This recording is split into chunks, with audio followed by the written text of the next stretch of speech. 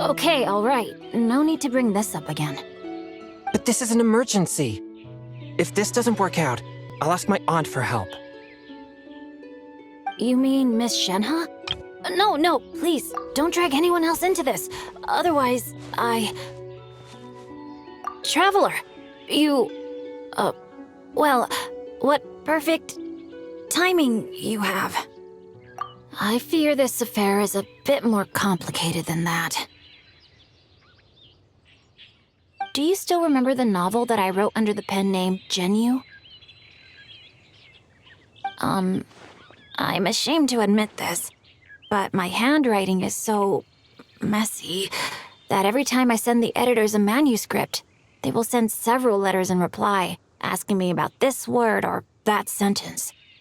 Correspondence like that takes too much time, so the editorial department and I agreed that I should try to finish a few days early. After I finish, I submit it to the department and have an editor retranscribe the text for me. Then, it is handed over to the other editors to print and publish. Indeed, I also feel pretty bad about the whole thing. So I often send them snacks as a token of my gratitude. But then, I received a letter from them a few days ago. As it happens, that main editor has suddenly fallen ill, and now there's nobody else that can do the transcribing. Yes. Oh, please don't make fun of me. See? That was his first reaction, too. No! Absolutely not! Stop bringing that up. Not at all. His writing is lovely. If anything, his talismans look better than my prose.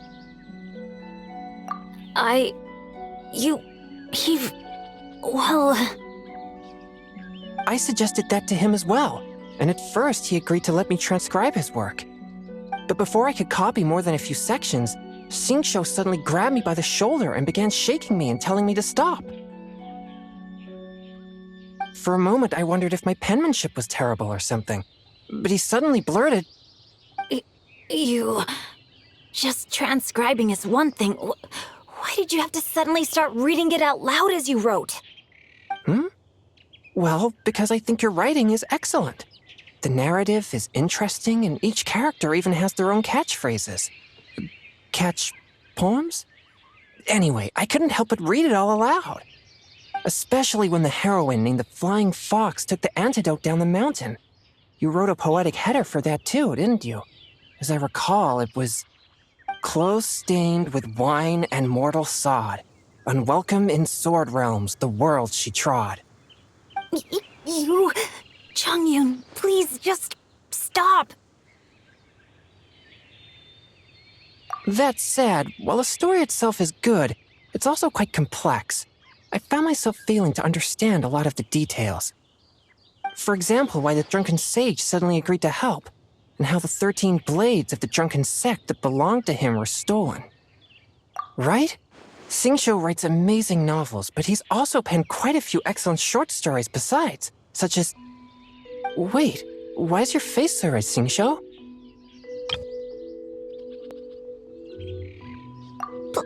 Please, you two, have mercy on me, I beg you. If you say any more, I fear my finger shall crush the hilt of my sword. I'd rather attend half a dozen social banquets than listen to people I know read my work back to me. A typewriter? I've heard of those. They're wondrous machines from Fontaine, yes? Truly? That is wonderful news. I look forward to being forever liberated from the tyranny of calligraphy. The ingenious inventions of Fontaine are truly something. I usually only ever hear of them from my brother, yet never had the chance to touch them myself. Wait, hold on. Doesn't my brother often go with our caravans to Fontaine? He must have heard of typewriters, surely. He knows my calligraphy is poor, and that I'm always writing, and yet he has never once mentioned them to me. Forget it. Now's not the time to worry about things like that. In any case, no matter how marvelous such devices are, there's no way for me to borrow one right now. Well, at this point, that does seem like the only way. I was just joking before about incorporating your remarks into a novel. But as it turns out, you'll be the one committing mine to paper. Perhaps this was all predetermined. Yes, I suppose ours are intertwined indeed. I'll go back and organize the manuscript.